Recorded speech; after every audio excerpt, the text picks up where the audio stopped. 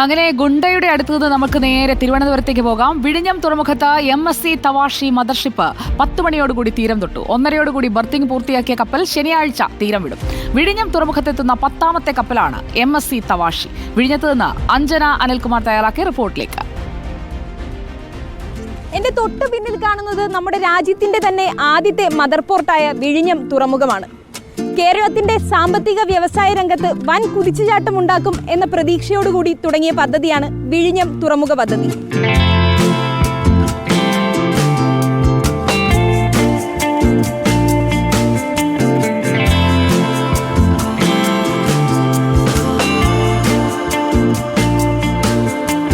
ഇന്നിപ്പോൾ MSC തവാഷി എന്ന mothership വിഴിഞ്ഞം തുറമുഖത്ത് ബർത്ത് ചെയ്തിരിക്കുകയാണ്.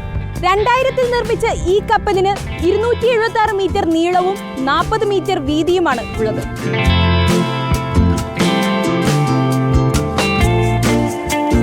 ഇന്ന് 10 മണിയോടുകൂടി വിഴിഞ്ഞം തുറമുഖത്തെത്തിയ MSC തവാഷി 1:30യോടുകൂടിയാണ് ബർത്തിങ് പൂർത്തിയാക്കിയത്.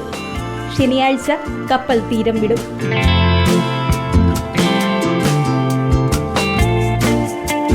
20,000 മുതൽ 25,000 വരെ കണ്ടെയ്നറുകൾ വഹിക്കാൻ കഴിവുള്ള മദർഷിപ്പാണ് MSC തവാഷി.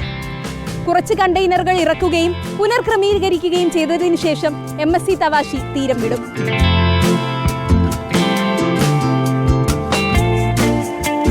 വിഴിഞ്ഞം തുറമുഖ പദ്ധതിയുടെ ഭാഗമായി ഇനിയും ഒട്ടനേകം മദർഷിപ്പുകൾ ഈ തുറമുഖത്തെത്തും. വീഡിയോ ജേർണലിസ്റ്റ് ബിപിൻ ചെങ്കലിനൊപ്പം reporter Anjana Anilkumar, in reporter, Thiruvananthapuram.